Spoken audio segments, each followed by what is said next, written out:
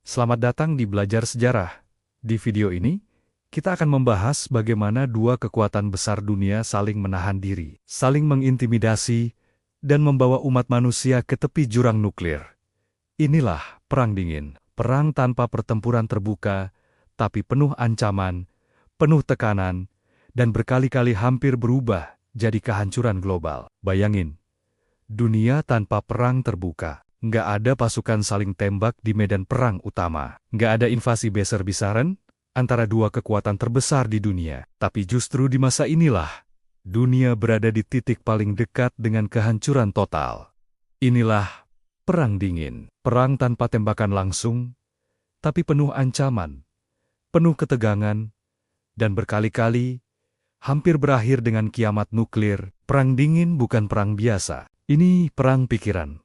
Perang ideologi, perang pengaruh, dan yang paling berbahaya, perang tombol. Satu tombol bisa mengakhiri segalanya. Perang Dingin dimulai setelah Perang Dunia Kedua berakhir. Dunia baru saja keluar dari konflik paling berdarah dalam sejarah manusia.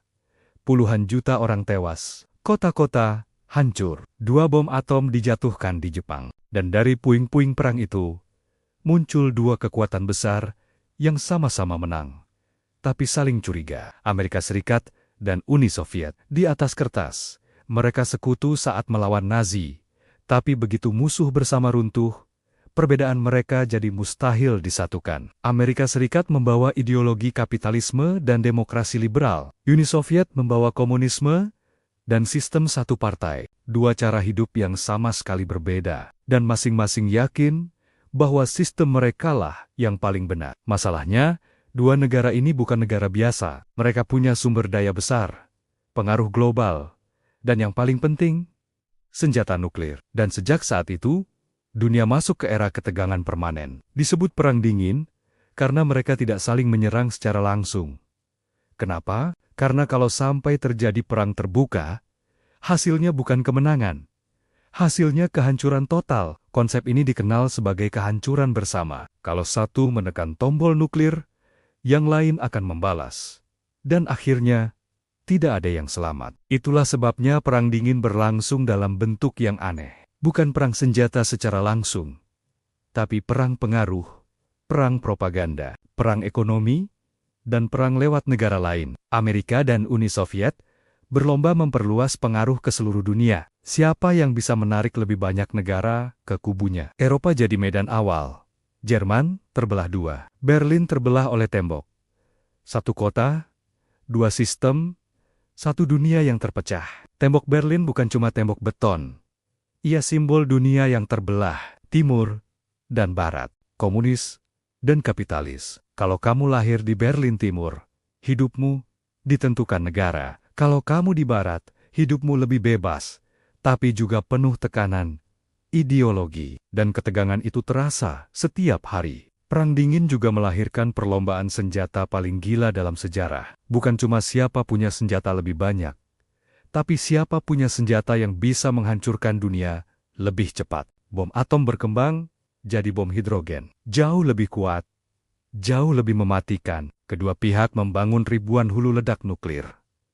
Cukup untuk menghancurkan bumi berkali-kali lipat. Dan yang lebih mengerikan, senjata itu selalu siap digunakan. Rudal ditempatkan di silo bawah tanah. Kapal selam nuklir berpatroli di laut. Pesawat pembom siaga 24 jam. Dunia hidup di bawah bayang-bayang jam kiamat. Tapi Perang Dingin bukan cuma soal senjata. Ini juga soal siapa yang bisa menguasai masa depan. Amerika dan Uni Soviet berlomba keluar angkasa. Bukan cuma soal sains, tapi soal gengsi dan kekuatan.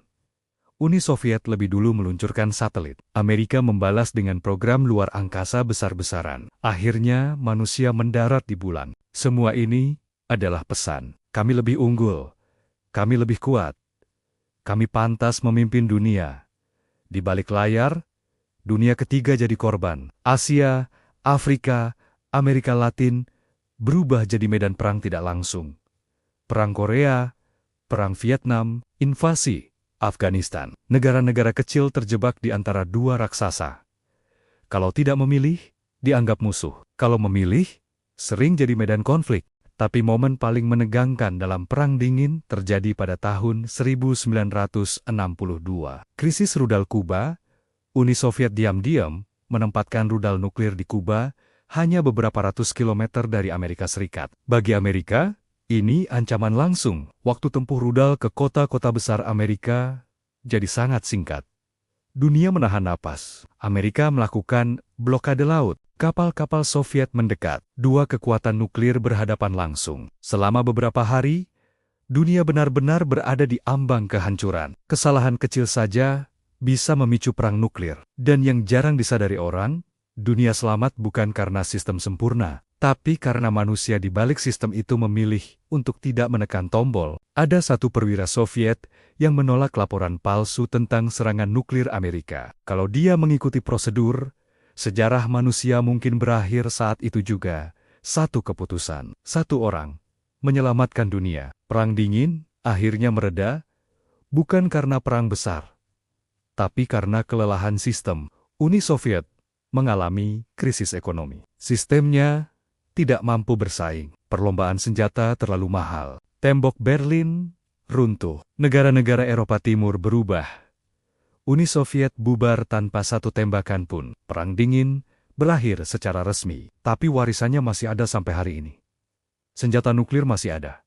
Ketegangan global masih ada. Dan ide bahwa satu tombol bisa mengakhiri segalanya belum pernah benar-benar hilang. Perang Dingin mengajarkan satu hal penting, bahwa perang paling berbahaya bukan selalu yang penuh ledakan. Kadang, perang paling menegangkan adalah yang tidak pernah benar-benar terjadi. Karena selama puluhan tahun, seluruh umat manusia hidup di bawah beang-beang satu keputusan, satu tombol.